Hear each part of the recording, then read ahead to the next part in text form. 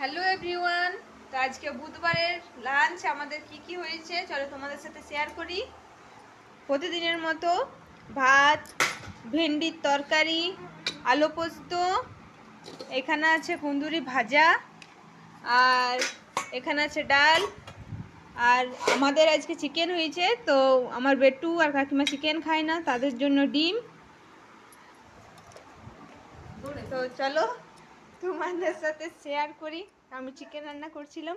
আজকে প্রচণ্ড পরিমাণে গরম আছে, তো তার জন্যই আর কি রান্নাঘরে থাকাও মুশকিল। এই যে দেখো, এখানে চিকেন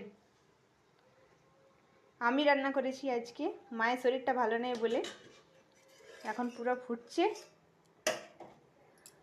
চিকেন রান্না হচ্ছে। আজকে এত গরম, মানে কি আর বলবো।